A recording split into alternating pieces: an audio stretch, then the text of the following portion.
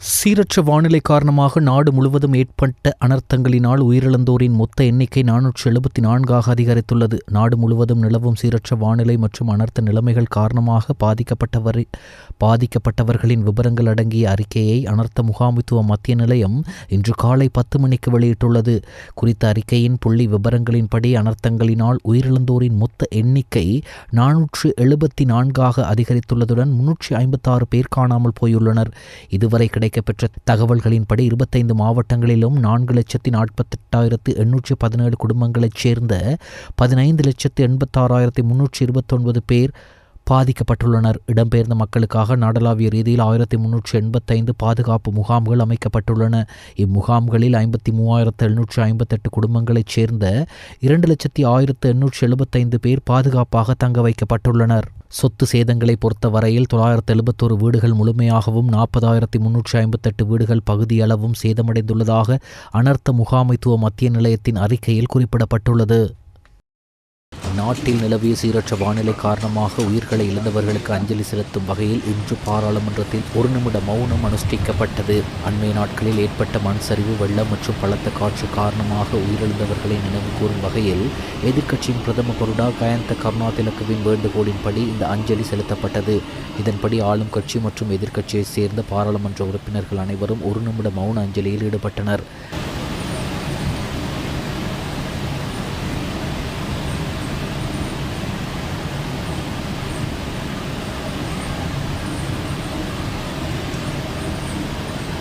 சீரற்ற வானிலையால் கடுவள பிரதேசத்தில் நிரம்பியிருந்த வெள்ள நீர் படிப்படியாக குறைந்துள்ளது.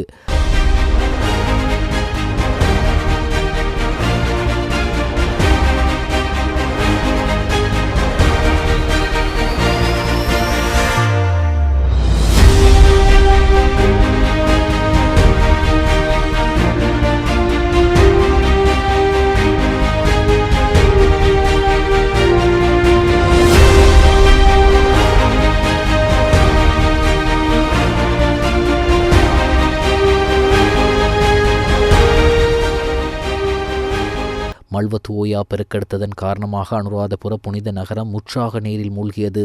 இருப்பினும் தற்போது வெள்ள நீர் படிப்படியாக குறைய தொடங்கியுள்ளது.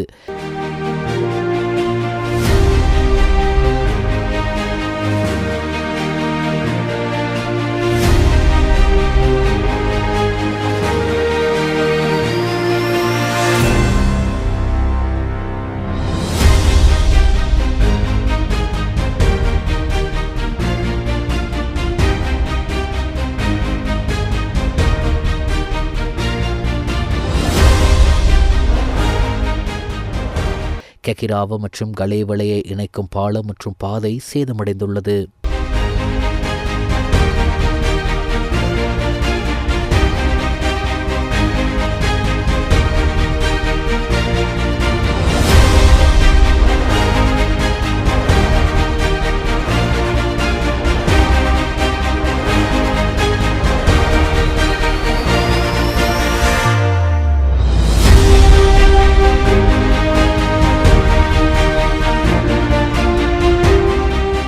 இலங்கை இராணுவத்தின் ஊடக பேச்சாளர் பிரிகேடியர் வருண கமகை கருத்து தெரிவிக்கையில், விசேட கொமாண்டோ படையணியும் சிறப்பு இராணுவத்தினரும் கம்பள, நாவலப்பிட்டி, கொத்மல, நுவரெலியா, ரம்பொட பகுதிகளுக்கு மீட்பு பணிகளுக்காக சென்றுள்ளனர் என தெரிவித்தார். சீரற்ற வானிலையால் பெரவில கிராமம் மண் சரிவுக்குள்ளாகிய காட்சியே இது.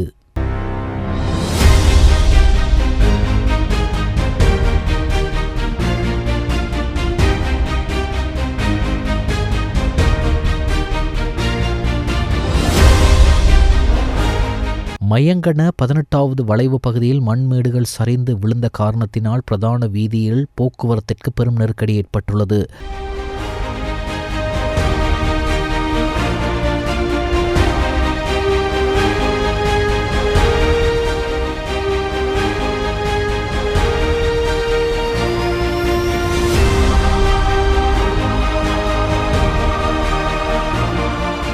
ராஜாங்கன பிரதேச செயலாளர் பிரிவில் சேதமடைந்த பாதையை மீள் நிர்மாணிக்கும் செயற்திட்டம் தற்போது நடந்து வருகிறது.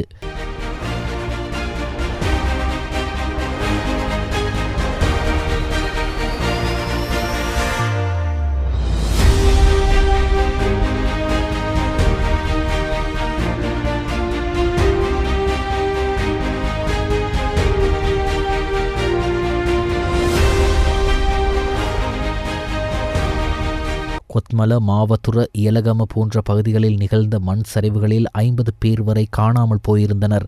அவர்களில் 9 பேரின் சடலங்கள் பிரதேசவாசிகளால் மீட்கப்பட்டுள்ளது. கொத்மல உலகம பிரதேசத்திற்கு பிரவேசிக்கும் பாதை முற்றாக தடைப்பட்டுள்ளது. நுவரெலிய பகுதியில் ஏற்பட்ட வெள்ளப்பெருக்கு காரணமாக இடம்பெயர்ந்திருந்த 21 வெளிநாட்டவர்கள் மீட்கப்பட்டுள்ளனர். அதேபோன்று பிரதேசவாசிகள் சிலரும் மீட்கப்பட்டு அழைத்து வரப்பட்டுள்ளனர். நேற்று முன்தினம் பிற்பகல் விமானப்படையின் அனுராதபுரம் முகாமுக்குட்பட்ட 6ஆம் இலக்க ஹெலிகாப்டர் படையணிக்கு சொந்தமான MI-17 ரக ஹெலிகாப்டர் மூலம் அவர்கள் மீட்கப்பட்டு கட்டுநாயக்க விமானப்படை தளத்திற்கு அழைத்து வரப்பட்டுள்ளனர். மன்னாரில் பாதிக்கப்பட்ட மக்களை இராணுவத்தினரும் கடற்படையும் இணைந்து படகுகள் மூலம் மீட்டனர்.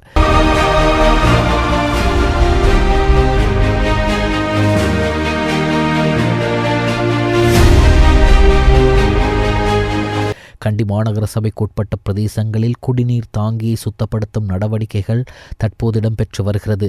கண்டி மாநகர சபை இதனை மேற்கொள்கின்றது. இலங்கையில் டித்வா புயலால் பாதிக்கப்பட்ட 14 லட்சம் மக்களில் 2,75,000க்கு மேற்பட்ட குழந்தைகள் பாதிக்கப்பட்டுள்ளதாகவும் பல பகுதிகளில் தொடர்புகள் வசதிகள் துண்டிக்கப்பட்டதாலும் பல வீதிகள் மற்றும் அணுகுமுறைகள் தடுக்கப்பட்டதாலும் உண்மையான எண்ணிக்கை இதைவிட அதிகமாக இருக்கக்கூடும் எனவும் யூனிசெஃப் அமைப்பின் இலங்கைக்கான பிரதிநிதி எம்மா பிரிக்ஹாம் தெரிவித்துள்ளார். எதிர்வரும் சில நாட்களில் நாடு முழுவதும் வடகிழக்கு பருவ பயிற்சி நிலைமை படிப்படியாக நிலைவரும் என எதிர்பார்ப்பதாக வளிமண்டலவியல் திணைக்களம் தெரிவித்துள்ளது. இதன் காரணமாக டிசம்பர் 4ஆம் தேதி முதல் நாட்டில் குறிப்பாக வடக்கு, வடமத்திய, கிழக்கு, ஊவா மற்றும் மத்திய மாகாணங்களில் மழையுடனான வானிலை அதிகரிக்கும் என எதிர்பார்க்கப்படுவதாக அத்திணைக்களம் அறிவித்துள்ளது. இது தொடர்பாக வளிமண்டலவியல் திணைக்களத்தினால் வெளியிடப்படும் எதிர்கால முன்னறிவிப்புகள் மற்றும் அறிவிப்புகள் குறித்து அவதானத்துடன் இருக்குமாறு பொதுமக்களிடம் கோரிக்கை விடுக்கப்படுவதாக வளிமண்டலவியல் திணைக்களத்தின் பிரதி பணிப்பாளர் மேரில் மெண்டிஸ் தெரிவித்தார். தேசிய கட்டிட ஆராய்ச்சி நிறுவனத்தின் சிரேஷ்ட நிபுணர் கலாநிதி வசந்த சேனாதீர கருத்து தெரிவிக்கையில், நாட்டில் ஏற்பட்ட சீரற்ற வானிலை காரணமாக நாட்டின் 6 மாவட்டங்களுக்கு தொடர்ந்து மண் சரிவு சிவப்பு எச்சரிக்கை விடுக்கப்பட்டுள்ளதாக தேசிய கட்டிட ஆராய்ச்சி நிறுவனம் தெரிவித்துள்ளது. இதன்படி பதுளை மாவட்டம் பதுல்ல, அப்புத்தல, ஆலியல, கந்தகெட்டிய, பசர, மீகாக்கியுள்ள, ஊவா, பர்ணகம, வெளிமட, லுணுகல, எல்ல, பண்டாரவள, சொர்ணாத்தோட்டை மற்றும் அல்தமுள்ள, கண்டி மாவட்டம் உடப்பலாத்த, கங்கவட்ட கொரல்ல, உடுதும்பர, தொழுவ, மினிப்பே, පාත ඇවායට මැදදුඹර දෙල්තොට අකුරණ ගඟහිරල කොරැල්ල පාතදුඹර යටිනුවර තුම්මනේ උඩනුවර ආරිස්පත්තුව பூஜாபிட்டிய பஸ்பாகி கொரல்ல பன்வில அத்தரலியத்த மற்றும் குண்டசாலை. கேகல்ல மாவட்டத்தில் மாவனெல்ல, ரம்புக்கன, அரநாயக்க, புலத்கோ பிட்டிய, கலிகமுவ, கேகல்ல, யட்டியந்தொட்ட, தெய்யோவிட்ட, ருவான்வெல்ல மற்றும் வரக்காப்புல மற்றும் தரணியகல. குருநாகல் மாவட்டத்தில் ரிதிகம, மாவத்தகம, மல்லவ பிட்டிய, நாரம்மல, அளவு மற்றும் பொல்காவல. அதேபோன்று மாத்தளை மாவட்டத்தில் நாவுல, ரத்தொட்ட, அம்பகங்க கொரல்ல, உக்குவல, வில்கமுவ, யட்டவத்த, மாத்தல, பல்லேபுல மற்றும் லக்கல, பல்லேகம. நுவரெலிய மாவட்டத்தில் வளப்பன, அங்குரன்கெத்த, நில்தண்டஹின்ன, மதுரட்ட, நுவரெலிய, கொத்மல மேற்கு, கொத்மல கிழக்கு, அம்பகமுவ, தலவாக்கல மற்றும் நோர்வூட். நாட்டில் நிலவிய மழைவீழ்ச்சி குறைவடைந்து வருவதால் கலனிகங்கை நீர்மட்டம் அதி உயர் வெள்ள அபாயத்திலிருந்து சாதாரண வெள்ள அபாய எச்சரிக்கை வரை குறைவடைந்துள்ளதாக தெரிவிக்கப்பட்டுள்ளது.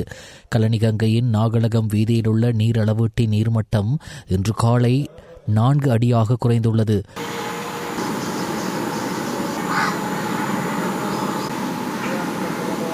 சீரற்ற கால்நிலையால் மூடப்பட்டிருந்த கடுவெல தொடக்கம் பத்திரமுள்ள வரையான பாதை திறக்கப்பட்டுள்ளது.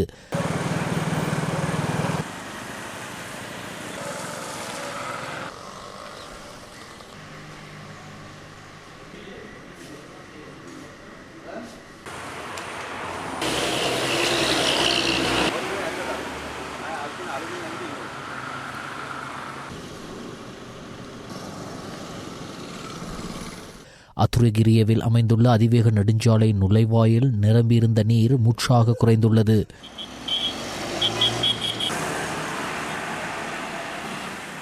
நாட்டில் தற்போது ஏராளமான கங்கைகளின் நீர்மட்டம் சாதாரண அளவில் இருப்பதாகவும் நீர்த்தேக்கங்களின் வான் கதவுகள் சில மூடப்பட்டுள்ளதாகவும் நீர்ப்பாசன பணிப்பாளர் எல்ல சூரிய பண்டார தெரிவித்தார்.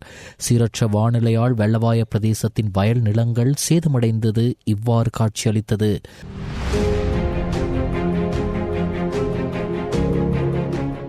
பேரிடருக்கு பிறகு மட்டக்களப்பு புலனர்வ புகையிரத பாதையை சீரமைக்கும் பணிகள் தொடர்ந்து இடம்பெற்று வருகிறது.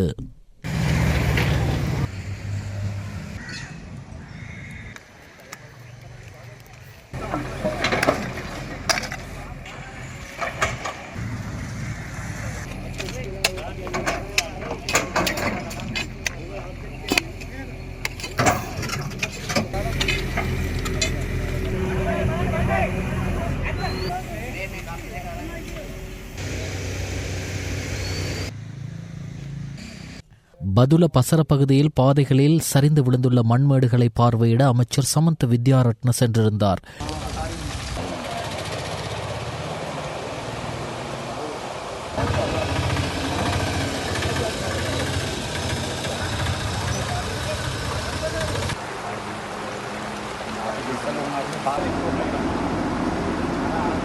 நாட்டில் சீரற்ற வானிலையால் வீதிகளுக்கு ஏற்பட்ட சேதங்கள் தொடர்பாக வீதி அபிவிருத்தி அதிகார சபையின் தலைவர் தர்மலிங்கம் பாஸ்கரன் கருத்து தெரிவித்தார்.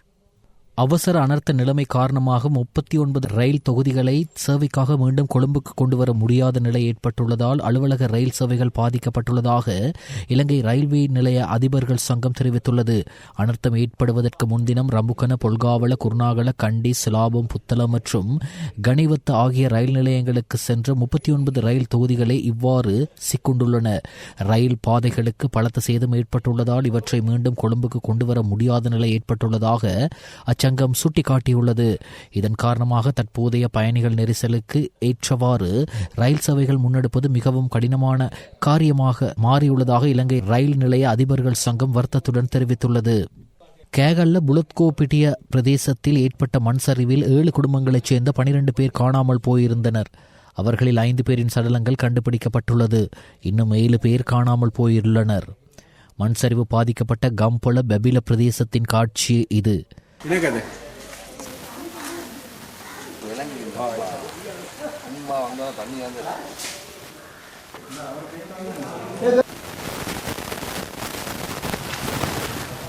அதேபோன்று கலகா பல்லேத்தோட்ட பிரதேசத்தில் ஏற்பட்ட மண் சரிவின் காட்சிகள் இது. இங்கு 20 வீடுகள் முற்றாக மண்ணுக்குள் புதைந்துள்ளது.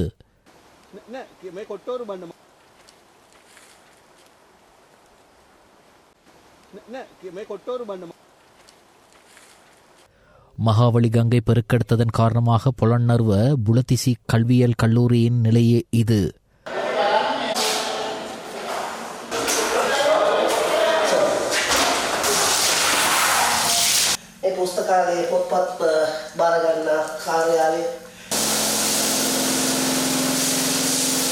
இரண்டு நாட்களாக சோமாவதி விகாரையின் பகுதியில் இருந்த யானை ஒன்று பாதுகாப்பாக மீட்கப்பட்டது. சேரின கூடி அண்ணா அண்ணா ஹரி ஓம்பாயினுதா ஓம்பாயின் என்ன ஓம்பாயின் ஓம்பாயின் ஹரி ஓம்பாயின் ஓம்பாயின் என்ன என்ன யா யா ಹೌದಾ ಎಂಡ ಎಂಡ ಓಂಬೈನ್ ಓಂಬೈನ್ ಓಂಬೈನ್ ಓಂಬೈನ್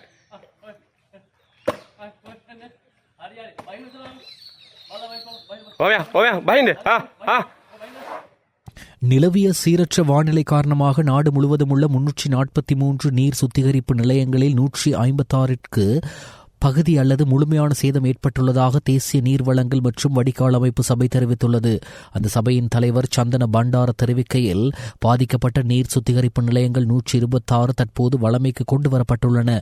மேலும் 30 நீர் சுத்திகரிப்பு நிலையங்கள் சீர் செய்யப்பட்டு வருகின்றன.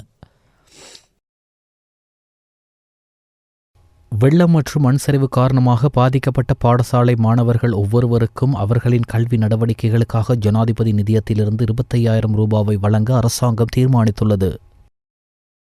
அனர்த்தங்களுக்கு உள்ளான மக்களை மீண்டும் குடியேற்றுதல் மற்றும் அனர்த்தங்களுக்கு உள்ளான மக்களுக்கு நிவாரணங்களை வழங்குதல் போலவே அனர்த்தங்களால் சேதமடைந்த உட்கட்டமைப்பு வசதிகளை புனரமைத்தல் என்பவற்றை தேசிய தேவையாக கருதி செயற்பட வேண்டும் என்றும், அவசர அனர்த்த நிலைமை ஏற்பட்டதிலிருந்து முப்படையினர், போலீசார், அரசு அதிகாரிகள், தன்னார்வ அமைப்புகள் மற்றும் பொதுமக்கள் வழங்கும் ஒத்துழைப்பை வெகுவாக பாராட்டுவதாகவும் பிரதமர் கலாநிதி ஹரணி அமரசூரியா அவர்கள் தெரிவித்தார். கொழும்பு மாவட்ட செயலகத்தில் நடைபெற்ற கொழும்பு மாவட்ட அனர்த்த முகாமைத்துவ குழு கூட்டத்தில் உரையாற்றும் போதே பிரதமர் இதனை தெரிவித்தார். கொழும்பு மாவட்டத்தில் அனர்த்தங்களுக்கு உள்ளான மக்களை வெள்ள நிலைமை தணிந்து வருவதற்கு ஏற்ப படிப்படியாக மீண்டும் நிரந்தர வசிப்பிடங்களுக்கு அனுப்பி வைக்கும் நடவடிக்கைகள் மேற்கொள்ளப்பட்டு வருவதாகவும், தற்போது சுமார் 110 இடம்பெயர்வு முகாம்களில் மக்கள் தற்காலிகமாக தங்கியிருப்பதாகவும் அதிகாரிகள் இதன்போது தெரிவித்தனர். கொழும்பு மாவட்டத்தில் உள்ள இடம்பெயர்ந்த மக்களுக்காக ஒரு நாளைக்கு சுமார் 1,50,000 சமைத்த உணவுப் பொதிகளை வழங்க வேண்டியுள்ளதாகவும், அரசு நிறுவனங்கள் மற்றும் தன்னார்வ அமைப்புகளினால் உரிய உணவு வழங்கப்பட்டு வருவதாகவும் அதிகாரிகள் தெரிவித்தனர். சமூக ஊடகங்களில் ஜனாதிபதிக்கும் அரசாங்கத்தின் சில அமைச்சர்களுக்கும் எதிராக அவதூறான பிரச்சாரங்களை முன்னெடுப்பவர்களுக்கு எதிராக அவசரகால சட்டத்தை நடைமுறைப்படுத்துமாறு பிரதி அமைச்சர் சுனில் வட்டகல போலீசாருக்கு ஆலோசனை வழங்கியுள்ளார். போலீஸ் அதிகாரிகளுடன் இடம்பெற்ற கலந்துரையாடல் ஒன்றிலே அவர் இந்த ஆலோசனையை வழங்கினார். இது குறித்து அவர் மேலும் தெரிவிக்கையில், சமூக ஊடகங்களை எடுத்துக்கொண்டால் ஜனாதிபதிக்கும் அரசியல் அதிகாரத்தில் உள்ள தேர்ந்தெடுக்கப்பட்ட சிலருக்கும் எதிராக மிகவும் மோசமான முறையில் அடிப்படையற்ற சேறுபூசும் நடவடிக்கைகள் முன்னெடுக்கப்படுகின்றன. இது மேலும் வளரக்கூடும். இதனை வெளிநாடுகளில் உள்ளவர்களே சமூக ஊடகங்களில் விசேடமாக செய்கின்றனர். இது இன்னும் ஓரிரு நாட்களில் சாதாரணமான விடயமாக மாறக்கூடும். பொதுமக்கள் பாதுகாப்பு சட்டத்தின் 5வது பிரிவின் கீழ் ஜனாதிபதியினால் உருவாக்கப்பட்ட கட்டளைகள் மற்றும் அவசரகால விதிமுறைகள் இந்த நிலைமையை தெளிவாக உள்ளடக்கியுள்ளன. பௌதீக ரீதியாகவோ ஆன்லைன் மூலமாகவோ அல்லது AI தொழில்நுட்பம் மூலமாகவோ இந்த அனர்த்த நிலைமை தொடர்பில் போலியான கருத்துக்கள், திரிவுபடுத்தல்கள் அல்லது இந்த நிலைமைகளை தடுக்கும் நோக்கத்தில் எவருக்கும் அவ்வாறான பிரசாரங்களை மேற்கொள்ள முடியாது. அவ்வாறு செய்பவர்களுக்கு 5 வருடங்களுக்கு மேற்பட்ட சிறை தண்டனை வழங்க முடியும். அத்துடன் மேலதிக குற்றங்களுக்கு 10 வருடங்கள் சிறை தண்டனை வழங்கும் நிலைக்கு கொண்டு செல்ல முடியும் என பிரதி அமைச்சர் சுனில் வட்டகல தெரிவித்தார். இன்று சமூக ஊடகங்களை பார்த்தால் ஜனாதிபதி மீது தொடுக்கப்பட்டுள்ள தாக்குதல்களை உண்மையில் ஒரு மனிதனாக தாங்கிக் கொள்ள முடியவில்லை. அந்த அளவிற்கு சமூகத்தை திரிவுபடுத்தும் நோக்கில் வக்கிர மனநிலையுடன் செயற்படும் ஒரு குழுவினர் உள்ளனர். நாங்கள் ஒரு அரசாங்கமாக பொதுமக்களின் பாதுகாப்பிற்காக மிக உயர்ந்த சிறந்த முன்னுதாரணத்தை வழங்கியுள்ளோம். இவ்வாறான பின்னணியில் தான் மக்கள் கருத்தை திரிவுபடுத்தும் நோக்கில் இதனை செய்கிறார்கள். எனவே நாட்டில் சட்டம் ஒன்று உள்ளது என்று நாங்கள் கூறுகிறோம். அந்த சட்டத்திற்கு அமைய செயற்பட அனைத்து பிரஜைகளும் கடமைப்பட்டுள்ளனர். அவ்வாறு செய்யாத பிரஜைகள் தொடர்பில் எமக்கு சட்ட நடவடிக்கை எடுக்க வேண்டி ஏற்படும் என்றார். டிட்வா சூறாவளியால் பெரும் பாதிப்புக்குள்ளான மக்களுக்கு சிகிச்சை அளிக்கும் நோக்கில் 70க்கும் மேற்பட்ட இந்திய ராணுவ மருத்துவ மற்றும் துணை பணியாளர்கள் மற்றும் அத்தியாவசிய வாகனங்களுடன் கூடிய இந்திய விமானப்படையின் பாரிய C-17 ரக விமானம் நேற்று மாலை கொழும்பில் தரையிறங்கியது. இந்தியா வழங்கியுள்ள விரைவாக பயன்படுத்தக்கூடிய 2 கள மருத்துவமனைகளின் முதல் பகுதியாக இந்த படையினர் களத்தில் இறங்கியுள்ளனர். இந்த அவசர மனிதாபிமான உதவியை இந்திய வெளியுறவு அமைச்சர் கலாநிதி S. ஜெய்சங்கர் உறுதிப்படுத்தினார். அனர்த்தத்தின் தீவிரத்தை கருத்தில் கொண்டு இலங்கை மக்களுக்கு உடனடி சுகாதார ஆதரவு அளிக்கும் நோக்கில் இந்த நடவடிக்கை எடுக்கப்பட்டுள்ளது. இந்தியா இலங்கையின் நெருங்கிய பந்தத்தை வெளிப்படுத்தும் வகையில் இந்த படையினர் உடனடியாக அனர்த்தத்தால் பாதிக்கப்பட்ட இடங்களுக்கு சென்று மருத்துவ சேவைகளை வழங்க உள்ளனர். இந்தியாவின் தொடர்ச்சியான சகர்பந்து மீட்பு மற்றும் நிவாரண நடவடிக்கைகளின் ஒரு பகுதியாக இந்த கள மருத்துவமனைகள் வந்துள்ளன என்பது குறிப்பிடத்தக்கது. இது பாதிக்கப்பட்ட பகுதிகளில் உள்ள மக்களின் மருத்துவ தேவைகளை பூர்த்தி செய்ய பெரிதும் உதவும்.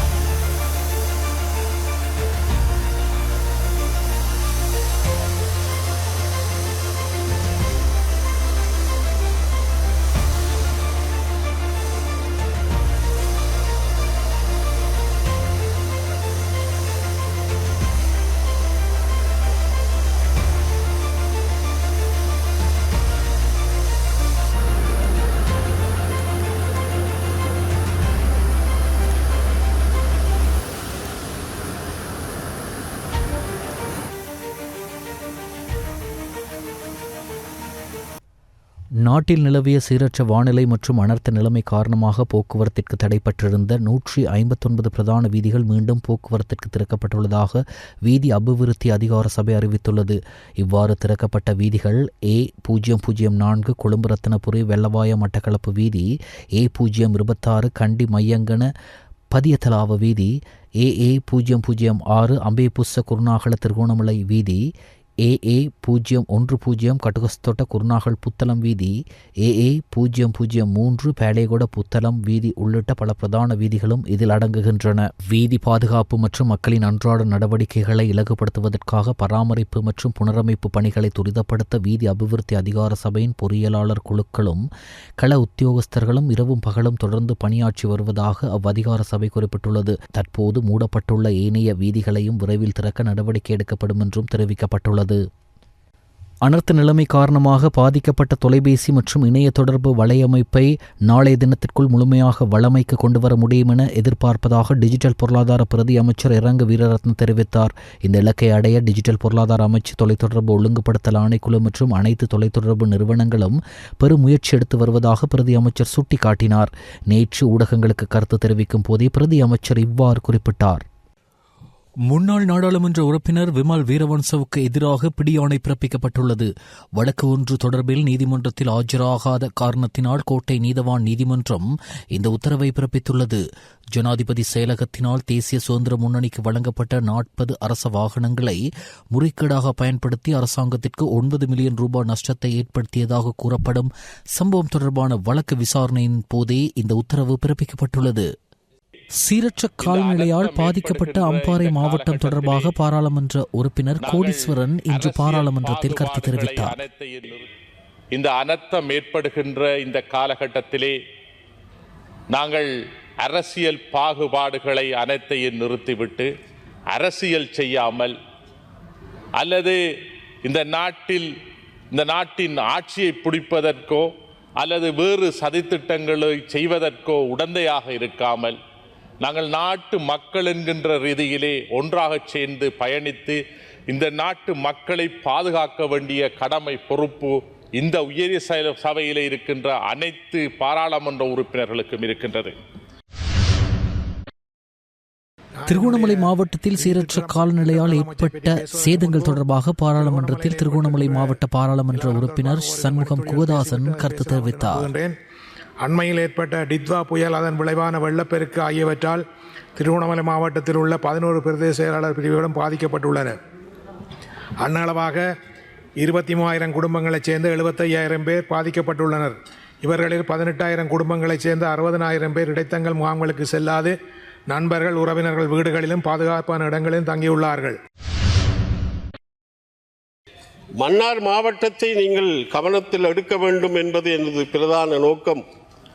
அங்கு கால்நடைகள், வன்னியிலே கூடுதலாக கால்நடைகள் இறந்திருக்கிறது. விவசாயிகள் பாதிக்கப்பட்டு இருக்கிறார்கள். கடத்தொழிலாளர்களுடைய வலைகள் தண்ணியிலே அடித்துச் செல்லப்பட்டிருக்கிறது. நாங்களும் அரசாங்கத்தோடு இணைந்து செய்ய தயாராக இருக்கிறோம். ஒரு புது நாட்டை கட்டி எழுப்புகின்ற நிலையிலே இன்றைக்கு அரசாங்கமும் நாங்களும் இருக்கிறோம் என்பதை இங்கு குறிப்பிட விரும்புகின்றேன். பாராளுமன்றத்தில் இன்று இடம்பெற்ற வரவு செலவு திட்ட விவாதத்தின் போது பாராளுமன்ற உறுப்பினர் சிவஞானம் ஸ்ரீதரன் பிரதமரிடம் சில கேள்விகளை முன்வைத்தார்.